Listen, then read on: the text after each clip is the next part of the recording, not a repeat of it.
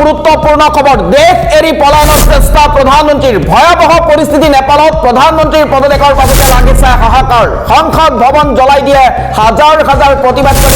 প্ৰতিবাদকাৰীৰ সন্মুখত অসহায় নেপালৰ প্ৰধানমন্ত্ৰী পৰিস্থিতি নিয়ন্ত্ৰণ কৰিব নোৱাৰি পদত্যাগ প্ৰধানমন্ত্ৰী কেপি শৰ্মা অলিৰ এই মুহূৰ্তত আহি পৰিছে আন এটা গুৰুত্বপূৰ্ণ খবৰ অৱশেষত জামিন লাভ কৰিলে অভিনেত্ৰী নন্দিনী কাশ্যপে 43 দিন জেলত আছিল অভিনেত্ৰীগৰাকী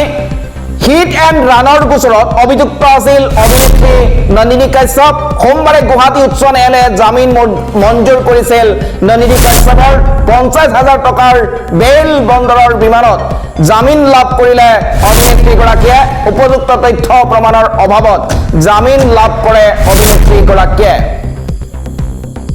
এই মুহূৰ্তত আহি পৰিছে আন এটা গুৰুত্বপূৰ্ণ খবৰ 13 ছেপ্টেম্বৰত অসমলৈ আহিব প্ৰধানমন্ত্ৰী নৰেন্দ্ৰ মোদী দিনৰ 11 বজাত মংগলদৈত উপস্থিত থাকিব প্ৰধানমন্ত্ৰীগৰাকীয়ে মংগলদৈত দৰং মেডিকেল কলেজৰ আধাৰশিলা স্থাপন অনুষ্ঠানত উপস্থিত থাকিব লগতে GNM স্কুল আৰু নাৰ্ছিং কলেজৰ প্ৰতিষ্ঠা কৰা হ'ব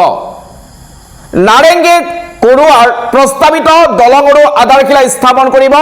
নমিলিগড়ত ইথানল প্ৰকল্প উদ্বোধন কৰিব প্ৰধানমন্ত্ৰীগৰাকীয়ে কেইবাটাও বৃহৎ কাৰ্যসূচীত অংশগ্ৰহণ কৰিব প্ৰধানমন্ত্ৰী নৰেন্দ্ৰ মোদীয়ে